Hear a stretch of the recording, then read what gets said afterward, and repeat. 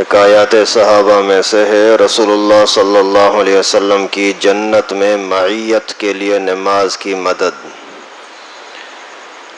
یعنی اگر کوئی شخص رسول اللہ صلی اللہ علیہ وسلم کے ساتھ جنت میں قریب رہنا چاہتا ہے تو نماز پڑھنے میں زیادہ سے زیادہ دلچسپی رکھے.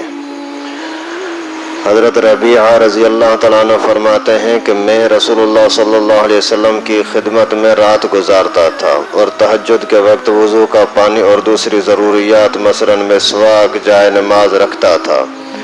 ایک مرتبہ رسول اللہ صلی اللہ علیہ وسلم نے میری خدمات سے خوش ہو کر فرمایا مانگ. کیا مانگتا ہے؟ سبحان اللہ. انہوں نے عرض کیا اللہ کے رسول جنت میں آپ کی رفاقت، آپ کی دوستی. آپ صلی اللہ علیہ وسلم نے فرمایا اور کچھ؟ کہا بس یہی چیز مطلوب ہے. آپ صلی اللہ علیہ وسلم نے فرمایا اچھا میری مدد کیجیے سجدوں کی کثرت سے. مانا سجدے زیادہ کرو، نماز زیادہ پڑھو، رکوع زیادہ ہو، قیام زیادہ ہو. نماز کی جتنی رکعتیں زیادہ پڑھو گے تو آپ میرے قریب رہ سکو گے جنت میں. فائدہ اس میں تنبیہ ہے اس امر پر کہ صرف دعا پر بھروسہ کر کے نہیں بیٹھنا چاہیے بلکہ کچھ طلب اور عمل کی بھی ضرورت ہے. اور اعمال میں سب سے اہم عمل نماز ہے کہ جتنی اس کی کثرت ہوگی اتنے ہی سجدے زیادہ ہوں گے. جو لوگ اس سہارے پر بیٹھے رہتے ہیں کہ فلاں پیر فلاں بزرگ سے دعا کرائیں گے، سخت غلطی ہے.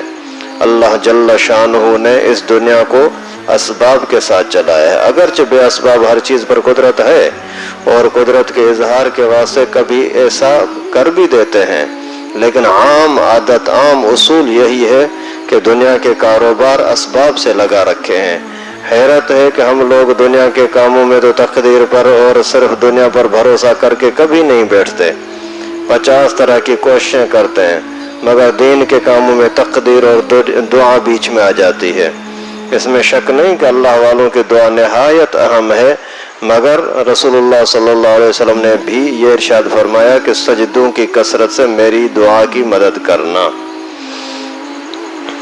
ابھی اس حدیث مبارکہ میں سے خاص طور پر تو یہ بات ثابت ہوئی کہ صرف دعا پر بھروسہ کر کے بیٹھ جانا کافی نہیں، کام بھی کرنا ہوگا.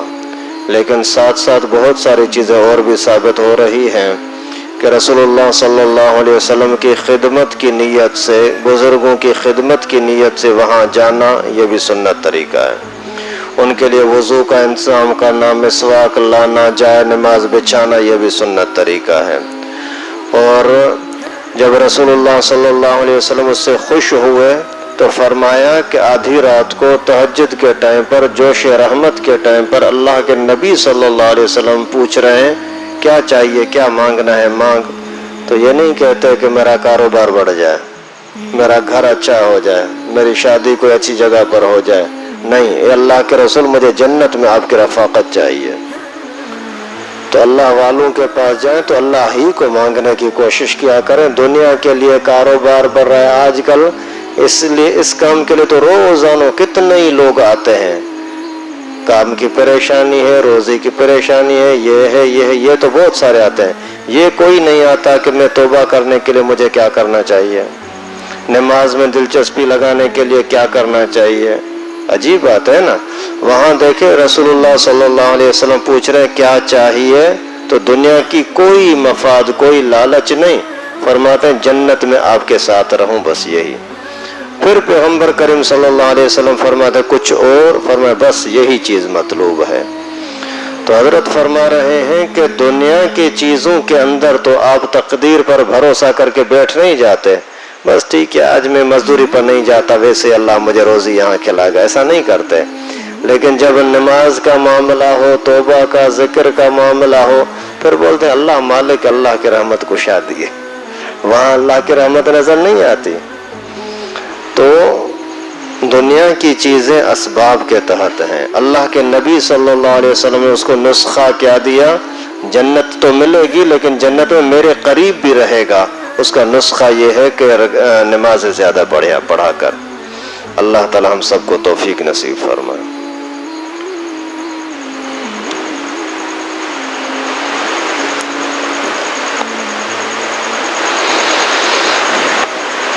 فضائل نماز میں سے ہے، فضائل قرآن میں سے ہے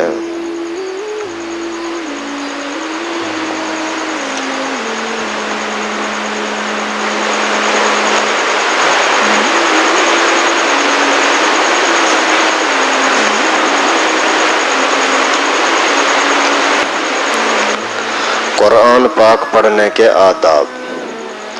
مسواک اور وضو کے بعد کسی یکسوئی کی جگہ میں نہایت وقار اور تواضع کے ساتھ روبہ قبلہ بیٹھے اور نہایت ہی حضور قلب کے ساتھ، خشوع دل کے ساتھ، اس لطف سے جو اس وقت کے مناسب ہو، اس طرح قرآن پاک پڑھے کہ گویا خود اللہ تعالی حق سبحانہ وعز اسمہ کو اس کلام پاک کو سنا رہا ہے۔ اگر وہ معنی سمجھتا ہے تو تدبر، تفکر، سوچ و بچار کے ساتھ آیات وعدہ و رحمت پر دعائے مغفرت اور رحمت مانگے اور عذاب کی آیتوں پر اللہ تعالیٰ سے پناہ چاہے کہ اس کے سوا کوئی بھی چارہ ساز نہیں۔ آیات تنزیہ اور تقدیس پر یعنی اللہ تعالیٰ کی پاکی پر سبحان اللہ کہے اور از خود تلاوت میں رونا نہ آئے تو بتکلف رونے کی سعی اور کوشش کرے۔ یعنی قرآن پاک جب آپ کو پڑھنا ہے تو قرآن پاک ایسے ادب کے ساتھ کہ مکمل توجہ اللہ تعالیٰ کی طرف ہو۔ حدیث مبارکہ میں آتا ہے جب بندہ قرآن پاک کی تلاوت کرتا ہے تو اللہ تعالیٰ خود اس کی طرف متوجہ ہو کر کے سنتے ہیں۔ تو جب آدمی استاد کو قرآن سناتا ہے تو کتنے خیال سے سناتا ہے، غلطی نہ ہو جائے، یہ نہ ہو جائے، ڈانٹ نہ ہو جائے۔ جب اللہ کے سامنے پڑھنا ہے تو پھر اس ادب کے ساتھ، وقار کے ساتھ۔ بس اگر یاد کرنا مقصود، اچھا جن کو ترجمہ آتا ہے تو حضرت فرما رہے ہیں جہاں خوف کی آیت آئی تو اللہ سے معافی مانگے، جہاں جنت کی بات آئی، اللہ کی رحمت کی بات آئی تو اللہ تعالیٰ سے رحمت مانگے، اور جہاں اللہ تعالیٰ کی پاکی اور بزرگی کی بات آئی تو سبحان اللہ کہے، الحمدللہ کہے۔ یہ عادت بنایا کریں۔ جب بھی بیان وغیرہ کے اندر، چلو قرآن پاک کا ترجمہ سمجھ میں نہیں آتا لیکن مولوی کی اپنی زبان کی بات تو سمجھ رہے ہیں نا، تو جب بھی رحمت کی بات آئے تو اسی ٹائم پر دل ہی دل میں کیا کرے اللہ ہمیں بھی دے دے۔ جب کوئی عذاب کی تکلیف کی بات آ جائے تو فوری طور پر دل میں ہی دل میں کہے اللہ ہمیں بچا لے۔ اگر اللہ تعالیٰ کی عظمت کی بات آ جائے تو کہہ دیں سبحان اللہ، اس میں بہت بڑی برکت ہے۔ بس اگر یاد کرنا مقصود نہ ہو تو پڑھنے میں جلدی نہ کریں۔ قرآن پاک کو رحل یا تکیے یا کسی اونچی جگہ پر رکھے، تلاوت کے درمیان کسی سے بات نہ کریں۔ تلاوت کے دوران ادھر دیکھنا، باتیں کرنا یہ ادب کے خلاف ہے۔ قرآن پاک کی بے ادبی بہت بری چیز ہے۔ اگر کوئی ضرورت پیش آ ہی جائے تو قرآن پاک بند کر کے بات کرے، پھر اس کے بعد اعوذ باللہ پڑھ کر کے دوبارہ شروع کرے۔ اگر مجمع میں لوگ اپنے اپنے کاروبار میں مشغول ہوں تو آہستہ پڑھنا افضل ہے، ورنہ آواز سے پڑھنا اولا ہے۔ مشائخ نے تلاوت کے 6 آداب ظاہری اور 6 باطنی ارشاد فرمائے ہیں۔ اگر مجمع ہے، آپ سمجھتے ہو کہ ہمارے آواز سے پڑھنے کی وجہ سے لوگوں کو تکلیف ہوگی تو پھر بہتر یہ ہے کہ آہستہ پڑھو، لیکن اگر کسی کو تکلیف نہیں ہوتی تو پھر بہتر یہ ہے کہ آواز سے پڑھو تاکہ فرشتے سنیں، تمہاری جا کر کے گواہی دیں، یہ ہوا سنیں، یہ مسجد کی در و دیوار سنیں، پھر یہ آپ کی آواز دیں گی اور گواہی دیں گے کہ یہ قرآن پاک پڑھ رہا تھا۔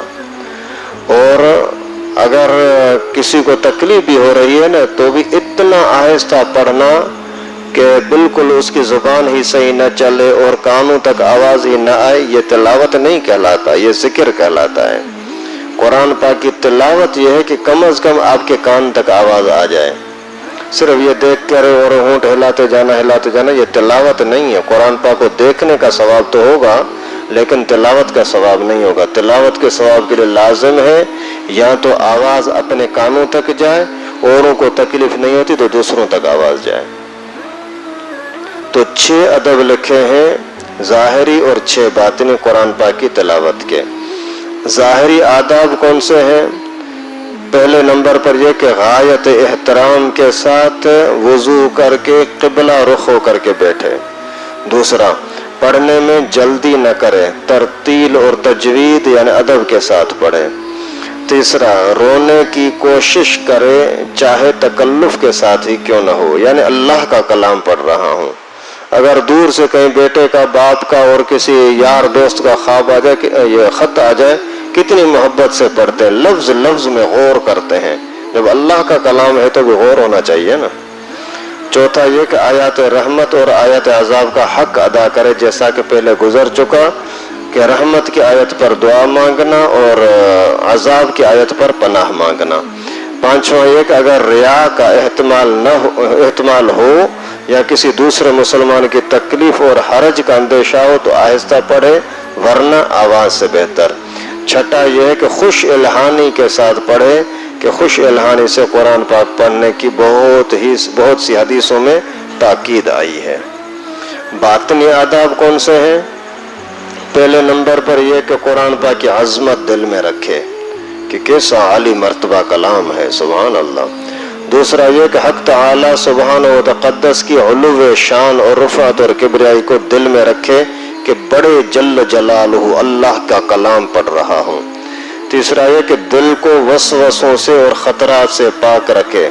लगा तो तिलावत में हुआ है, सोच रहा है अभी नाश्ता ले जाना है, अभी ये करना है, अभी वो आएगा। नहीं भाई, जो तुम्हारी जुबान पर है वही तुम्हारे दिल और दिमाग में होना चाहिए, अल्लाह ही की तरफ तवज्जो। और चौथा यह कि मानव में गौर व फिक्र करे और लज्जत के साथ, मोहब्बत के साथ पढ़े।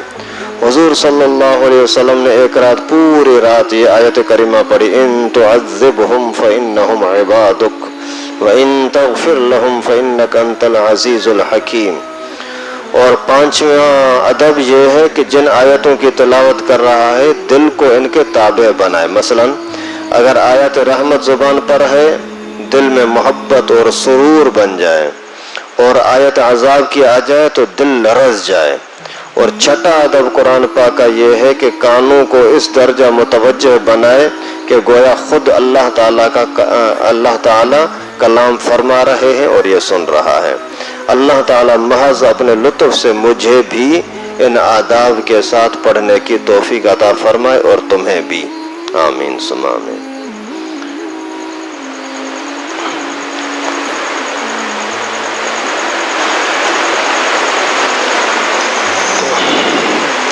फज़ाइल नमाज में से है, एक हदीस में आया है कि जो शख्स नमाज का एहतमाम करता है अल्लाह ताला 5 तरह से उसका इकराम और एजाज़ फरमाते हैं।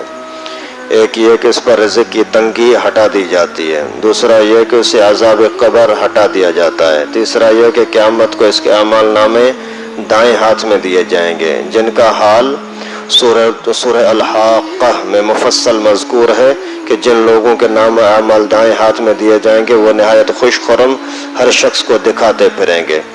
चौथा ये कि पुल सरात पर से बिजली की तरह जल्दी गुजर जाएंगे। पांचवा ये कि बगैर हिसाब के जन्नत में दाखिल होंगे। और जो शख्स नमाज में सुस्ती करता है, अल्लाह ताला हम सब की हिफाजत फरमाए, इसको 15 किस्म का अजाब होता है। जो बंदा नमाज पढ़ता है लेकिन सुस्ती के साथ, उसको 15 किस्म का अजाब देता है। अल्लाह ताला हिफाजत फरमाए। 5 तरह का दुनिया में, 3 तरह से मौत के वक्त, और 3 तरह कब्र में, और 3 तरह कब्र से निकलने के बाद। दुनिया के 5 तो ये हैं। पहले ये कि उसकी जिंदगी में बरकत नहीं रहती, नमाज में सुस्ती की वजह से जिंदगी में बरकत खत्म। दूसरा यह कि नेक लोगों वाला नूर उसके चेहरे पर नहीं आता। तीसरा यह कि उसके नेक कामों का अजर खत्म कर दिया जाता है। चौथा यह कि इसकी दुआएं कबूल नहीं होती। पांचवा यह कि नेक बंदों की दुआओं में इसका हक नहीं रहता। और मौत के वक्त 3 अजाब ये हैं। खैर ये चीज़ें देखें, आजकल हम सब के अंदर ये तकलीफ़ें हैं ना। आजकल मुसलमान लोग इन परेशानियों में हर वक्त लगे होते हैं, यार जिंदगी में बरकत नहीं है, बस नफसा नफसी, नमाज में तवज्जो न होने की वजह से। यार चेहरे के अंदर रौनक ही नहीं है, क्यों? नमाज में तवज्जो न होने की वजह से। नेक काम करता हूँ लेकिन कुछ फायदा नजर नहीं आता, नमाज में तवज्जो न करने की वजह से। दुआएं करता हूँ कबूल नहीं होती, नमाज में दिलचस्पी न होने की वजह से। और जो नेक लोग पूरी दुनिया के दुआ करते हैं, अल्लाह मुसलमानों पर रहम कर, پوری دنیا کے نیک لوگ بڑے بڑے ولی اللہ لوگ دعائیں کرتے رہتے ہیں اللہ مسلمانوں پر رحم کر، تو جو بندہ نماز میں دلچسپی نہیں رکھتا تو ان دعاؤں کے اندر اس کا کوئی حصہ نہیں ملتا۔ اور موت کے وقت 3 عذاب کون سے ہیں؟ پہلے یہ کہ ذلت سے مرتا ہے، دوسرا یہ کہ بھوکا تڑپ تڑپ کر کے مرتا ہے، تیسرا یہ کہ پیاس کی شدت میں موت آتی ہے، تڑپ رہا ہوتا ہے، ہائے پانی ہائے پانی، پانی کتنا بھی دے دو اس کا پیٹ بھرتا نہیں، پیاس بجھتی نہیں، اگر سمندر بھی پی لے تو پیاس نہیں بجھتی۔ یہ اللہ کے نبی صلی اللہ علیہ وسلم کی حدیث مبارکہ پڑھ رہا ہوں پوری۔ قبر کے 3 عذاب کون سے ہیں؟ اول یہ کہ اس پر قبر تنگ ہو جاتی ہے کہ پسلیاں ایک دوسرے میں گھس جاتی ہیں، دوسرا قبر کا عذاب یہ ہے کہ قبر میں آگ جلا دی جاتی ہے، اللہ تعالیٰ حفاظت فرمائے، تیسرا یہ کہ قبر میں ایک سانپ اس پر ایسی شکل کا مسلط ہوتا ہے کہ جس کی آنکھیں آگ کی ہوتی ہیں، ناخن لوہے کے اتنے لمبے ہوتے ہیں کہ ایک دن پورا چل کر کے اس کے ختم ہونے تک پہنچا جا سکتا ہے، اس کی آواز بجلی کی کڑک کی طرح ہوتی ہے، وہ کہتا ہے کہ مجھے میرے رب نے تجھ پر مسلط کیا ہے کہ تجھے صبح کی نماز ضائع کرنے کی وجہ سے آفتاب کے نکلنے تک مارتا رہوں، ظہر کی نماز ضائع کرنے کی وجہ سے عصر تک مارتا رہوں، اور پھر عصر کی نماز کا ضائع کرنے کی وجہ سے غروب تک تجھے ڈستا رہوں، اور مغرب کی نماز کی وجہ سے عشاء تک، اور عشاء کی نماز کی وجہ سے صبح تک تجھے مارتا رہوں۔ اللہ تعالیٰ حفاظت فرمائے۔ یہ اللہ کے نبی فرما رہے ہیں کہ نماز نہ پڑھنے والے کو قبر کے اندر یہ عذاب ملتے ہیں۔ جب وہ ایک دفعہ اس کو مارتا ہے تو اس کی وجہ سے وہ مردہ 70 ہاتھ زمین میں دھنس جاتا ہے، اسی طرح قیامت تک اس کو عذاب ہوتا رہے گا، قیامت تک عذاب ہوتا رہے گا۔ ہمارا چاچا ماموں نانا دادا جو بھی ہیں اگر بے نمازی ہیں تو اللہ کے نبی کے فرمان کے مطابق ان کے ساتھ یہ حشر ہوتا رہے گا، اگرچہ ہمیں نظر نہیں آتا، ہم دیکھتے ہیں خیر ہے قبرستان ہے کوئی مسئلہ نہیں ہے، لیکن وہاں یہ کچھ ہو رہا ہوتا ہے۔ اور قبر سے نکلنے کے بعد 3 عذاب یہ ہیں، ایک یہ کہ حساب سختی سے لیا جائے گا، اللہ تعالی ہمارے حال پر رحم فرمائے، دوسرا یہ کہ اللہ تعالیٰ اس پر غصہ ہوں گے، اللہ تعالیٰ ہم پر رحم فرمائے، تیسرا یہ کہ جہنم میں داخل کر دیا جائے، اللہ ہمارے حال پر رحم فرمائے۔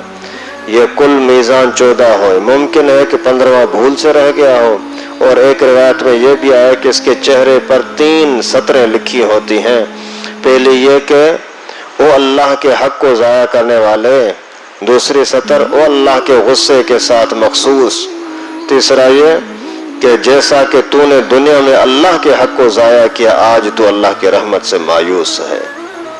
اللہ تعالی ہماری حفاظت فرمائے۔ نماز کی طرف بہت زیادہ توجہ دیں، اپنے دوستوں کو، بھائیوں کو، گھر والوں کو دعوت ضرور دیں، دعوت دینے میں سستی نہ کریں، بھائی نماز پڑھو، بھائی نماز پڑھو، اور یقین جانو نماز نہ پڑھنے کی وجہ سے گھر میں بہت ساری پریشانیاں آتی ہیں۔ جب اللہ کے نبی صلی اللہ علیہ وسلم فرماتے ہیں زندگی سے برکت ختم ہو جاتی ہے، نور ختم ہو جاتا ہے، اور دعاؤں میں اس کا کوئی اثر نہیں رہتا، تو پھر باقی بچا کیا؟ اس وجہ سے نماز کی پابندی کریں، بچوں کو کھینچ کھینچ کر کے نماز کی طرف لائیں اور ان کو عادی بنائیں، اور چھوٹے بچوں کو اگر آپ نے نماز کا پابند بنایا نا تو انشاءاللہ پھر بڑے ہو کر کے وہ نماز کے پابند رہیں گے۔ اللہ تعالیٰ سے دعا ہے کہ اللہ پاک ہم سب کو نماز کی پابندی نصیب فرمائے، نماز کی دعوت دینے کی توفیق نصیب فرمائے، جو کچھ پڑھا سنا اللہ تعالیٰ اپنی بارگاہ میں قبول فرمائے۔ وآخر دعوانا